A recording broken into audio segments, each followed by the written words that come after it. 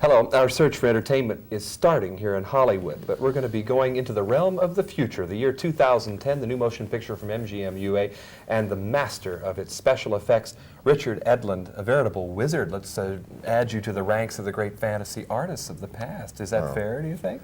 Well, that's a hard question for me to answer. People like the humble guy that I am. Well, we were just talking. This is a bit unusual maybe for you to have this kind of a spotlight, so to speak, because of your work on special effects. Well, I've gotten something of a spotlight in the past, but I think Oscars. But I think it's becoming more and more apparent to people, or to the producers and to the audience, that they really do like visual effects, and they stop and think about it a little bit, and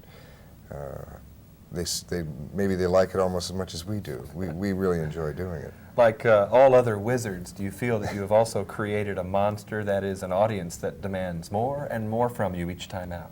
That's for sure. I mean, the human condition is one of give me more and give it to me better.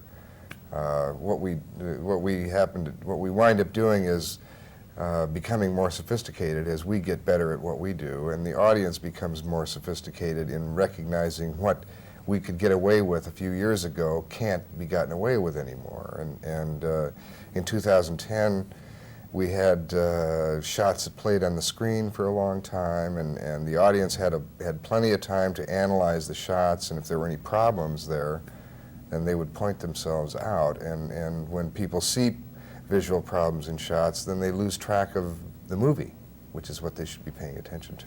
Well, all of us, I suppose, will be noticing the more spectacular effects, but why don't you clue us into something that is more subtle, that we might miss? Well, I don't know if anybody missed the pen sequence, but where they float in the air? Yeah, I mean, those were done not on the set. Those were done separately and shot on an animation stand by one of my esteemed colleagues, where Roy just brings his hand up and mimics putting the pen down. Now, what has to be done there is that somebody has to lift. Gary then shot the pen going through this very strange geometric gyration on the way up, because you have to plot all of that, and it has to look right, and it's very difficult to do that kind of thing.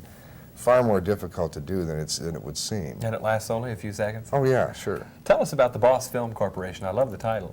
Well, that's the corporation that I started after I left Lucasfilm, and I took over Doug Trumbull's effects facility and became a partner with him.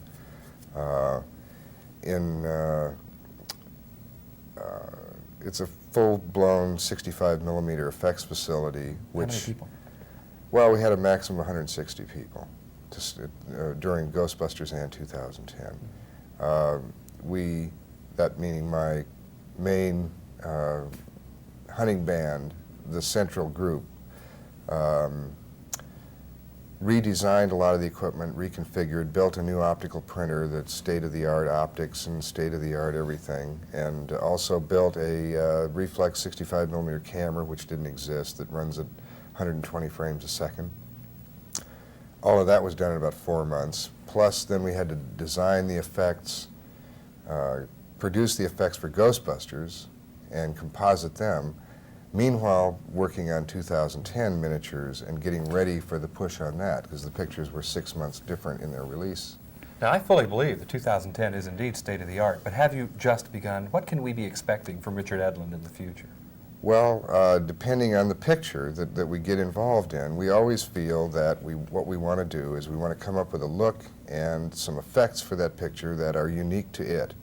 And we don't want to have to fall back and make another picture look like Ghostbusters when in fact it's some other picture. In other words, every picture that we approach is different than the last. What about holographic projection? Is that coming? Holographic projection, you mean, no, I think that's way off.